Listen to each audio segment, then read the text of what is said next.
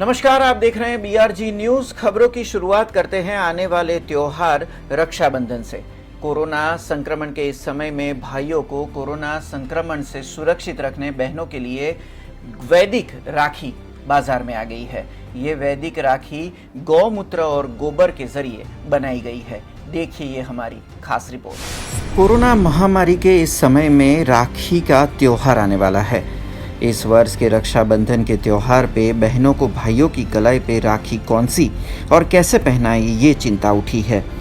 तब ये खबर बहनों को कोरोना संक्रमण से बचाने वाली वैदिक राखियों के बारे में बताने वाली है। मुकेश भाई नाम के एक व्यापारी ने गौमूत्र और गोबर से वैदिक राखी बनाई है। गौशाला में से गोबर लाने के बाद उसे प्रोसेस करके विभिन्न रंग और डिज़ाइनों में परिवर्तित करने डाई बनाई गई और देखते ही देखते गौमूत्र और गोबर में से वैदिक राखी का निर्माण हो गया। नमस्कार, जय हिंद, जय भारत। ये गौमाता के लिए, रक्षण के लिए हम लोगों ने कोरोना काल के अंदर एक राखी का निर्माण किया है। ये वैदिक राखी है। इस राखी के थ्रू हम लोगों को ये मैसेज देना चाहते हैं कि हमारा लोकल फॉर वोकल और स्वदेशी बनो स्वदेशी अपनाओ, ये मैसेज हम दोनों देना चाहते हैं। ये गौ माता के रक्षण के लिए, इससे गाय माता का रक्षण होगा, पर्यावरण सुरक्षा होगी और हम जो विदेशी वस्तुओं का बहिष्कार करने के लिए जो हम लोग कर रहे हैं वो हमारा संकल्प पूरा होगा। तो यही मैं चाहता हूँ कि आप सब लोग इसको आत्मनिर्भर बने और इसको यूज करें। साथ ही में प्रधानमंत्री आत्मनिर्भर भारत के तहत इस प्रक्रिया में मुकेश भाई ने ग्राम्य विस्तार की करीबन 65 महिलाओं को रोजगारी भी दी। वैदिक गौमूत्र और गोबर से बनी राखियों से जहां प्रकृति की सुरक्षा भी हो रही है, वहीं कोरोना वायरस के खिलाफ जंग में बहनों को भाइयों की कलाई पे इस तरह की वैदिक राखी बांधने से संक्रमण होने का खतरा भी नहीं रहेगा। हम लोग ये राखी बनने में 3 दिन का टाइम लगता है, क्योंकि पहले दिन हम लोग इसके डाई से, हम लोग इसको काउ डंग से, गाय के गोबर से इसकी डाइस तैयार करते हैं। फिनिशिंग करने के बाद में बहुत सारी बहनें ब्लाइंड हैं या जो अपंग हैं, उन लोगों को हम इससे रोजगार दे रहे हैं। आज की डेट में 50 से लोग हमारे साथ में रोजगार पा रहे हैं और मेरा विश्वास है कि आने वाले साल तक हम कम से कम 5000 लोगों को रोजगार देंगे, ऐसा हमारा संकल्प है। महाराजा सयाजीराव यूनिवर्सिटी में ऑनलाइन इम्तिहान को लेकर तकनीकी जो खराबियां हैं वो लगातार सामने आ रही है। कल भी कई छात्र अपने ईमेल और मोबाइल को रजिस्टर करवाने के लिए यूनिवर्सिटी मुख्यालय पे पहुंचे थे। आज AGSU ग्रुप की ओर से भारी हंगामा किया गया यूनिवर्सिटी मुख्यालय पे, जहां पर यूनिवर्सिटी की GS और VP की ओर से भी इस तकनीकी खामियों को जल्द दुरुस्त करने की मांग की गई।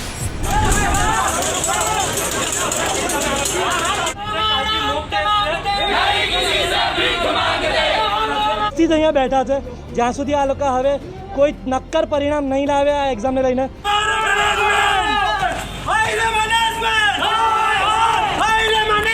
महाराजा सयाजीराव यूनिवर्सिटी में आखिरी साल के इम्तिहान ऑनलाइन किए जाने वाले हैं, पर इसको लेकर तकनीकी दिक्कतों का सामना छात्र कर रहे हैं। कोरोना काल में करीबन 18,000 छात्र ऑनलाइन परीक्षा देने वाले हैं। तब छात्रों के ईमेल और फ़ोन नंबर ही रजिस्टर नहीं हो पा रहे हैं। तब आज AGSU ग्रुप की ओर से और यूनिवर्सिटी GS और VP की ओर से मुख्यालय पे भारी हंगामा किया गया।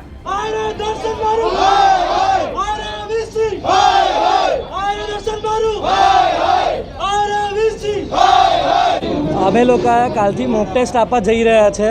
યુનિવર્સિટીના TYના અને માસ્ટરના છોકરાઓની કાલથી મોક ટેસ્ટ છે।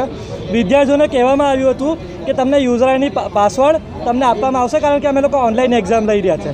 દરેક સ્ટુડન્ટ લીડર એમની સાથે હતું, કારણ કે જ્યારે યુનિવર્સિટીના વિદ્યાર્થીઓના સ્વાસ્થ્ય સાથે ચેડા થતો હોય ત્યારે ક્યારેય ન ચલાવી લેવાય। ઓનલાઈન એક્ઝામની જાહેરાત થઈ, અમે લોકોએ ઉત્સાહભેર અમને વધાર્યા હતા કે તમે સારું ડિસિઝન લીધું છે, પરંતુ અમને ના ખબર હતી કે જ્યારે એક્ઝામ લેવાના 1 દિવસ પહેલાં સુધી દરેક વિદ્યાર્થીઓને પોતાના યુઝર આઈડી અને પાસવર્ડ નથી મળ્યા। કાલે પણ જ્યારે અહીંયા હોબાળો થયો, દર્શન મારુસર જાતે ત્યાં આવ્યા, છોકરાઓના ઈમેલ એડ્રેસ અને ફોન નંબર જે બદલાવવા માટે આવ્યા હતા એ પણ નહોતા બદલાવી શક્યા। દરેક વિદ્યાર્થી 100-200 ફોન દરેક કલાકે આવી રહ્યા છે અમારી પર। મારા જેવા જેટલા પણ વિદ્યાર્થી નેતાઓ છે દરેક પર ફોન આવી રહ્યા છે। આ લોકોએ આજે એક નંબર જાહેર કર્યા, હેલ્પલાઇન નંબર। તમે એની હાલત જોશો, એક પણ ફોન એની પર ઉચકાયો નથી અત્યાર। कल से जब मॉक टेस्ट शुरू होने वाले हैं, तब अभी तक कई छात्रों के मोबाइल नंबर ही रजिस्टर नहीं हुए हैं। तब छात्रों में ऑनलाइन परीक्षा को लेकर काफ़ी असमंजस की स्थिति बनी हुई है। इसके सामने यूनिवर्सिटी प्रशासन का रवैया काफ़ी सुस्त दिखा है। यूनिवर्सिटी रजिस्ट्रार जो छात्र रह जाएंगे उन्हें अक्टूबर नवंबर की परीक्षाओं में चांस मिलने की बात एक और कर रहे हैं। वहीं दूसरी ओर आज रात 10 बजे तक सभी छात्रों के मोबाइल नंबर और ईमेल रजिस्टर हो जाएंगे, ऐसी भी बात मीडिया के सामने कह रहे हैं। तब देखना यही होगा कि कल होने वाले मॉक टेस्ट तकनीकी रूप से कितना सफल रहते हैं।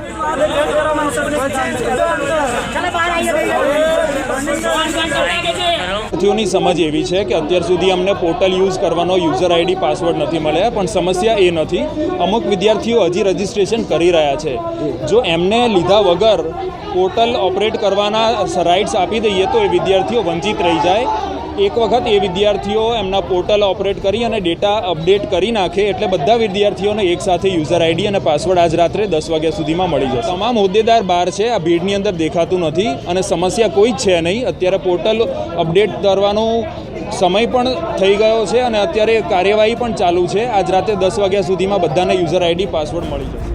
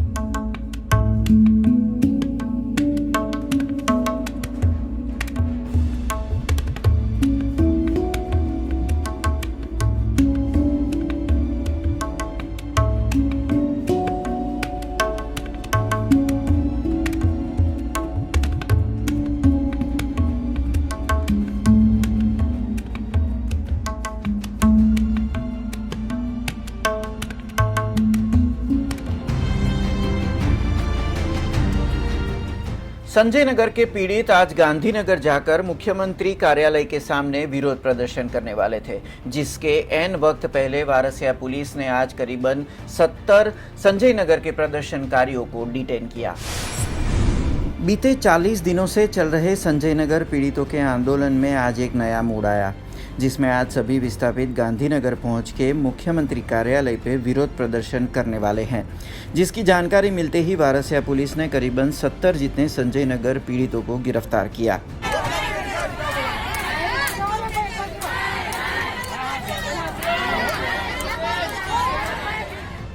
साथ ही में संजय नगर विरोध प्रदर्शन के अग्रणी सीमा राठौड़ और प्रभु सोलंकी को भी वारसिया पुलिस स्टेशन पे डिटेन किया गया था। વિગત એવું છે કે મને તો સવારે ઘરેથી હું જેવી નીચે ઉતરી ત્યાં જ મને અરેસ્ટ કરી લેવામાં આવી છે અને સંજયનગરનું જે આંદોલન 40 દિવસથી ચાલી રહ્યું છે તેનો અવાજ ક્યાંક ને ક્યાંક સત્તા પર બેસેલા લોકો દબાવી રહ્યા છે। સીએમ સુધી આ રજૂઆત નથી પહોંચવા દેવા માંગતા, કારણ કે એમને ખબર છે કે જો સીએમ સુધી આ રજૂઆત જશે તો ક્યાંક ને ક્યાંક આ લોકોએ જે ભ્રષ્ટાચાર કર્યો છે તેમની પોલ ખુલી જશે, એટલે આ લોકો ગમે તે રીતે પોલીસ પર પ્રેશર આપીને પણ અમને રોકવામાં આવી રહ્યા છે। पालिका प्रशासन पे भ्रष्टाचार के आरोप समेत 650 स्क्वायर फीट के अपने आवासों की मांग के साथ वारसिया संजय नगर के पीड़ित पिछले कई सालों से विरोध प्रदर्शन कर रहे हैं। तब अब इन सभी का विरोध उग्र होता जा रहा है, जबकि धीरे धीरे ये मुद्दा राजनीतिक रूप भी लेता जा रहा है। तब आज 70 जितने संजय नगर पीड़ितों को गांधीनगर जाने से रोका गया और उन्हें डिटेन किया गया था।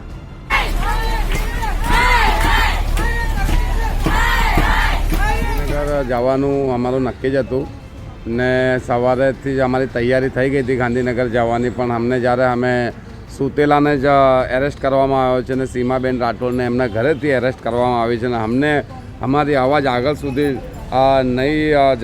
નહીં પહોંચાડવા દેતા અહીંના જે સત્તાધીશીઓ છે, આ સત્તાધીશ પર જે આ લોકો સત્તા પર બેસીને જે કૌભાંડ કર્યો છે ને આ લોકો ઈચ્છતા નથી કે આ વાત ગાંધીનગર સુધી જાય, રૂપાણી સાહેબ સુધી ખબર પડે।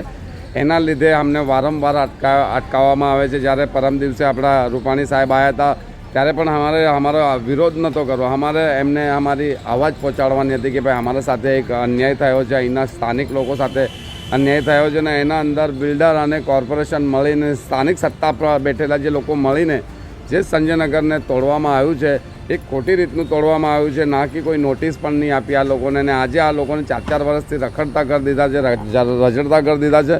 તો આ લોકોને એક હક છે આ લોકોને કે ભાઈ અમારા જ્યારે ઘર તોડ્યા, જ્યારે અમારા ઘર જ બાંધી નહીં આપવાના હતા તો અમારા ઘર કેમ તોડ્યા। बड़ौदा के निजी स्कूल के शिक्षकों ने आज मुख्यमंत्री और शिक्षा मंत्री को राखी के जरिए एक अपील की। अभी कुछ ही दिनों पहले सरकार के शिक्षण विभाग की ओर से एक दिशा निर्देश जारी किए गए थे, जिसमें अभिभावकों को कोरोना संक्रमण के इस समय में जब तक स्कूल परिसर नहीं खुलते तब तक फीस नहीं भरने के निर्देश दिए गए थे, जिसको लेकर निजी स्कूल के शिक्षकों ने अपनी वेतन की मांग के साथ राखी के जरिए अपील की थी। फिलहाल कोरोना संक्रमण के बीच राज्य में स्कूल परिसरों को बंद रखा गया है। वहीं बीते दिनों राज्य के शिक्षण विभाग की ओर से एक परिपत्र जारी करके अभिभावकों को कोरोना के इस समय में जब तक स्कूल परिसर खोले न जाएं तब तक स्कूल फीस नहीं भरने के निर्देश दिए गए। तब निजी स्कूल में पढ़ाते शिक्षकों की आर्थिक हालत लगातार 5 महीने से खस्ता होती जा रही थी। तब आज निजी स्कूल के शिक्षकों ने मुख्यमंत्री और शिक्षण मंत्री को राखी भेजकर अपील की थी। शिक्षकों की आय और ऑनलाइन शिक्षा में भी हो रही इनकी मेहनत का हवाला देते हुए सभी शिक्षिकाओं ने सरकार से बीच का रास्ता निकाल के उनकी आमदनी हेतु सोचने की अपील की थी। હું અદિતિ પટેલ બરોડા પબ્લિક સ્કૂલ વાઘોડિયા તરફના એઝ અ ટીચર હું વર્ક કરું છું। આજે આ રક્ષાબંધનના તહેવાર નિમિત્તે અમે એકત્ર થયેલા છે ટીચર્સ એક અપીલ સાથે સરકારશ્રીને કે અત્યારે એક પેન્ડેમિક ચાલી રહ્યું છે કે જેમાં ફિઝિકલ એજ્યુકેશન પોસિબલ નથી। આ સમયમાં અમે ટીચર્સ કેટલા જ હાર્ડવર્ક કરીએ છીએ ઓનલાઈન શિક્ષણ માટે કે તમે જોઈ શકો છો કે ફિઝિકલ એજ્યુકેશન કરતાં પણ ઓનલાઈન એજ્યુકેશન છે વેરી ટફ છે। અમે યંગ ટીચર્સ તો કરી શકીએ છીએ પણ એવા ઘણા શિક્ષકો છે જે ઓલ્ડ એજેડ છે, એમના માટે આ એક ખરેખર ચેલેન્જ છે। જો આ દોરમાં અમે અમારી 100% કરતાં વધારે મહેનત આપીએ છીએ છોકરાઓ માટે, વિદ્યાર્થીઓ માટે, તો અમારી પણ એક એવી છે કે અમે પણ એક પરિવાર ચલાવીએ છીએ, તો અમારા પરિવાર માટે પણ અમારે એક અર્નિંગની જરૂર છે અને આ અર્નિંગ ત્યારે જ પોસિબલ છે જ્યારે વાલી મિત્રો, વાલીગણો છે એ ફીસ પ્રોવાઈડ કરશે અને સંચાલકો અમારા પગાર પૂરા પાડે। તો આ તહેવાર નિમિત્તે અમારી અહીંયા એક જ રજૂઆત છે કે અમારી અપીલ સાંભળે અને અમને એ પ્રમાણે વળતર।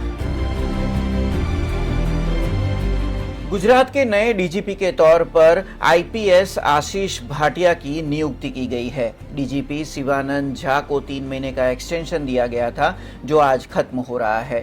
तो कल से नए डीजीपी के तौर पर आईपीएस आशीष भाटिया अपना पदभार संभालेंगे। साल 1985 की बैच के गुजरात कैडेट के आईपीएस आशीष भाटिया राज्य के नए डीजीपी बनाए गए हैं। राज्य के गृह मंत्री प्रदीप सिंह जाडेजा ने ये घोषणा की।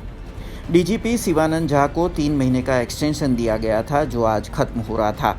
तब अहमदाबाद के पुलिस कमिश्नर के तौर पर फर्ज निभा रहे आशीष भाटिया को गुजरात राज्य के पुलिस खेमे के नए मुखिया नियुक्त किया गया है। आशीष भाटिया 2016 में सूरत के पुलिस कमिश्नर के तौर पे फर्ज निभा चुके हैं।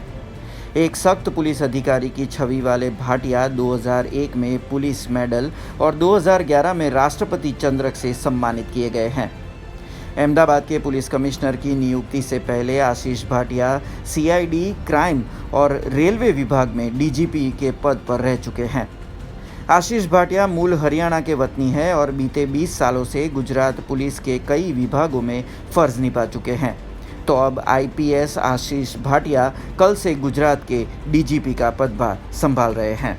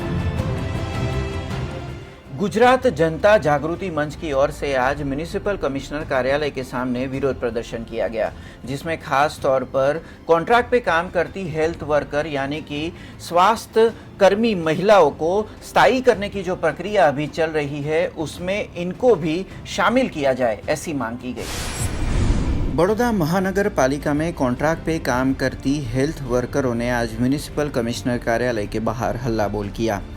मामला था कॉन्ट्रैक्ट में से रेगुलर कर्मी के तौर पर भर्ती का। पालिका की ओर से इन दिनों family health worker, फार्मिस्ट, laboratory technician की भर्ती हेतु कार्यवाही की जा रही है। तब इस कार्यवाही में कोरोना काल में शहर में स्वास्थ्य सुविधा में कोरोना वॉरियर बनी इन कॉन्ट्रैक्ट महिला कर्मियों की अनदेखी की जा रही है। અમે કેટલા 7 વર્ષ અમારું 7મું રનિંગ ચાલે છે, કોન્ટ્રાક્ટમાં કામ કરીએ છીએ અને અમે જીવના જોખમે કોરોનામાં કામ કરીએ છીએ અને પહેલાં આગળ 100ની 105ની ભરતી કરવામાં આવી, એમાં પણ અમારો સમાવેશ નહીં કરવામાં આવ્યો। એટલા માટે અમે લડત લડવા માટે આવ્યા છે અને એક્સપિરિયન્સના માર્ક્સ અમને 25 આપે એવી અમારી માંગ છે। तब आज गुजरात जनता जागृति मंच की ओर से इस कॉन्ट्रैक्ट पर काम करती महिलाओं को भर्ती प्रक्रिया में लेने की अपील करता आवेदन म्युनिसिपल कमिश्नर को दिया गया था। કોરોના વોરિયર્સનું સન્માન કરો, પરંતુ બીજી જ બાજુ વીએમસીએ નફટાઈ બતાવી અને કોરોના વોરિયર્સને છૂટા કરવાની તજવીજ ચાલુ કરી છે।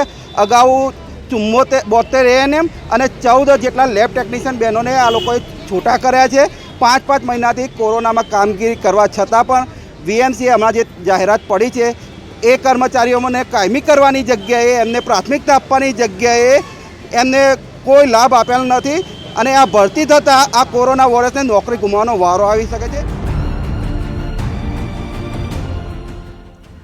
ऑटो रिक्शा प्रगति यूनियन की ओर से आज जिला कलेक्टर को आवेदन दिया गया, जिसमें खास तौर पर कोरोना महामारी के इस समय में ऑटो रिक्शा चालकों को आर्थिक सहायता दी जाए और साथ में ऑटो रिक्शा पासिंग की अवधि को भी बढ़ाया जाए, ऐसी मांग की गई। बड़ौदा ऑटो रिक्शा प्रगति यूनियन की ओर से आज जिला कलेक्टर को आवेदन दिया गया, जिसमें कोरोना समय में रिक्शा चालकों की आमदनी न के बराबर होने के चलते आर्थिक सहायता की मांग रिक्शा चालकों ने की है, जिसमें आत्मनिर्भर गुजरात सहायता योजना के तहत 10,000 की आर्थिक सहायता देने रिक्शा चालकों ने मांग की, जबकि रिक्शा पासिंग प्रक्रिया की अवधि 1 साल बढ़ाने की मांग की गई है, जिससे रिक्शा पासिंग प्रोसेस में होने वाले खर्च से रिक्शा चालक इन दिनों में अपना गुजरान चला सके।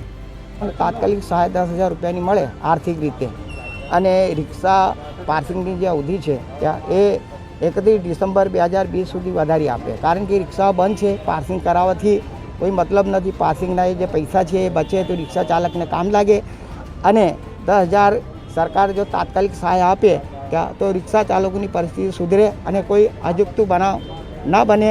સમજા પાણી પહેલાં સરકાર પાલ બાંધે, એ અમારી સરકારને રજૂઆત છે। સરકારથી અમે વધારે કંઈ માંગણી કરીને તો ખાલી 10,000 રૂપિયા અમને આપી દે।